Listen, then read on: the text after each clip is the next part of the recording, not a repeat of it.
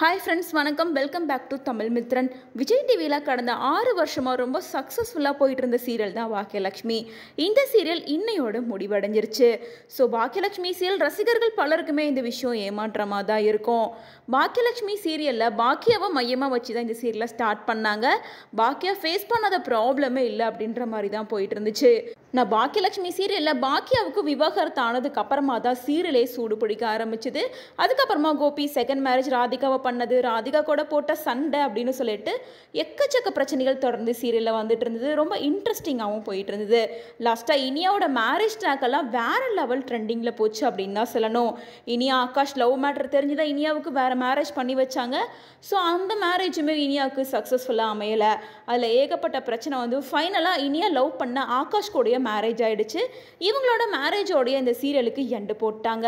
இதில் ஒரு ஸ்பெஷலான விஷயம் என்னென்னா, பாக்கியலட்சுமி சீரியல் முடியும் போது கோபி, ராதிகா, செல்வி, பாக்கி அப்படின்னு சொல்லிட்டு 3 பேர்த்தோட லைஃப் ஜேர்னியை போட்டு காமிச்சிருக்காங்க. கோபி ரொம்ப எமோஷ்னலாக ஃபீல் பண்ணுறாரு. அவர் பண்ண தப்பை எல்லாத்தையும் நினச்சி வருத்தப்படுறாரு. இனிமேல் குழந்தைங்களுக்காக வாழ போகிறேன் அப்படின்னு சொல்லி அவரோட ஜேர்னியை கட் பண்ணியிருக்காங்க. அதே போல் ராதிகாவும் நான் நிறைய தப்பு பண்ணிட்டேன், நிறைய ஹர்ட் பண்ணியிருக்கேன், என் லைஃப்பில் நான் மூவ் ஆன் பண்ணி போயிட்டுருக்கேன்னு சொல்லிட்டு அவங்களோட ஜேர்னி வீடியோவும் போட்டிருக்காங்க. அதுக்கப்புறமா செல்வி இந்த வீட்டு வேலைக்காரியாக இருந்தாலும் ஒவ்வொரு வேலைக்காரி மனசுலையும் சில கஷ்டங்கள் இருக்க தான் செய்யும். என்ன மாதிரி தான் இங்கே நிறைய பேர் இருக்காங்க அப்படின்னு சொல்லிட்டு செல்வியோட லைஃப் ஜேர்னியும் காமிச்சிருந்தாங்க. ஃபைனலாக பாக்கியா எவ்வளோ சக்ஸஸ்ஃபுல்லாக லைஃப்பில் வந்திருக்காங்க, எவ்வளோ தடைகள் வந்தாலும் அதை ஃபேஸ் பண்ணி இவ்வளோ தூரமாக இருக்காங்க.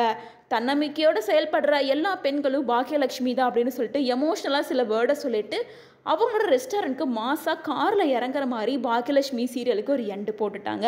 ஸோ கடந்த 6 வருஷமாக நம்ம எல்லாரையும் சந்தோஷமாக வச்சுருந்த பாக்கியலட்சுமி சீரியல் இன்னையோட முடிஞ்சிருச்சு.